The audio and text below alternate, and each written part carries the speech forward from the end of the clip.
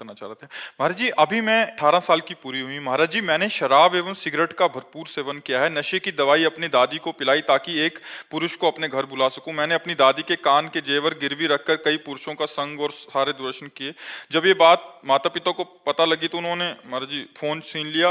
महाराज जी अभी भी मनमाने आचरण कर रही हूँ महाराज जी। मैं सुधरना चाहती हूँ महाराज जी। मेरे को हाँ, मेरा ये तो जीवन बहुत बर्बाद हो जाएगा नहीं तो। मतलब ये तो बहुत हानि का विषय है, जैसे बहुत हानि का विषय। पर यही प्रायः हर बच्चा बच्ची के आचरण बनते जा रहे हैं। ये जो गर्लफ्रेंड बॉयफ्रेंड एक नशा चला, इसी से सब हमारे महाराज जी बच्चे स्कूल कॉलेज में प्राय ऐसी स्थिति बनती प्रायः जा रही है सब महाराज जी। सब मतलब बहुत कठिन है। बहुत बहुतों का प्रश्न है और सबकी लगभग हम देख रहे हैं हमारे इसमें हम इसलिए असमर्थ हैं कि अगर आप सुधरना ना चाहो तो आपको कोई सुधार नहीं सकता।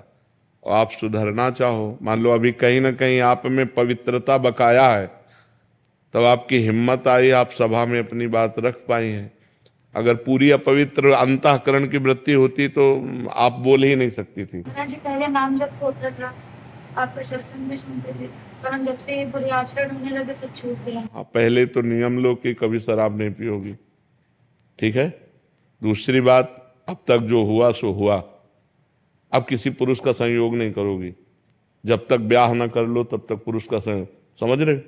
हमारी पहली बात, शराब नहीं पियोगी। सिगरेट भी में शराब सिगरेट जो भी ये व्यसन है, मतलब जो व्यसन है उनको, मतलब शराब का तात्पर्य है ड्रग्स है, हुक्का है, सिगरेट है, जो भी व्यसन है वो व्यसन नहीं करोगी।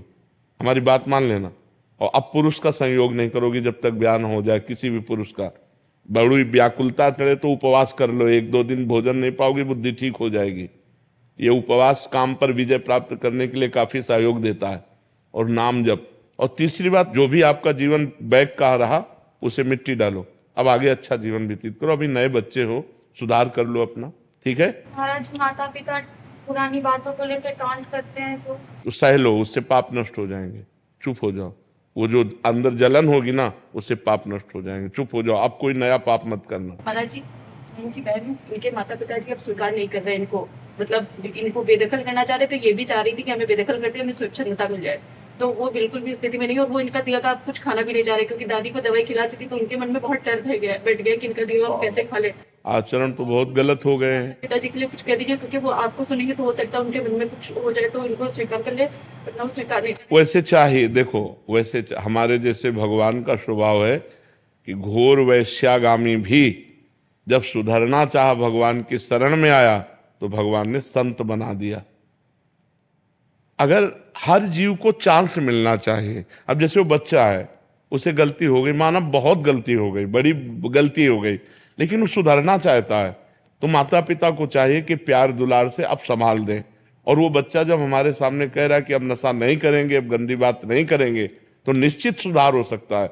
सबको ही सुधरने का चांस है, सबको चांस है। हम कहते हैं बुढ़ापे तक चांस है, अगर आखिरी में सुधर जाए तो सुधार हो जाए। तो ऐसा नहीं है कि ये गलत है तो फिर उसको जीवन भर हम गलत कह के टॉर्चर करते रहे।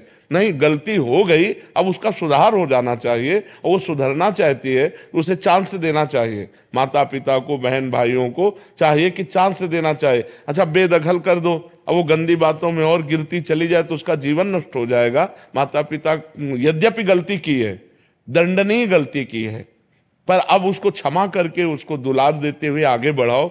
सबको सहयोग करना चाहिए एक दूसरे का, कि गिरते हुए को थाम करके आगे बढ़ाने का, ना कि गिरते हुए को लात मार के और फैला देने का। अब माता पिता छोड़ देंगे तो गिरते हुए को और गिरा दिया ना, अब वो तो और स्वतंत्र हो जाएगी और पागलपन चढ़ जाएगा, फिर क्या आएगा अंतिम में, राइट। महाराज जी सामर्थ्य नहीं है छोड़ने की। नहीं, छोड़ दो बच्चा, नहीं तो किसी काम के नहीं वो रहो। भी कह रहे कि एक बार अटेम्प्ट भी कर लिया है। नहीं, वही तो हम तो जो निर्णय बता रहे हैं वो बुद्धि का बता रहे हैं। जो गलत बुद्धि जाती है उसका अंतिम निर्णय यही होता है।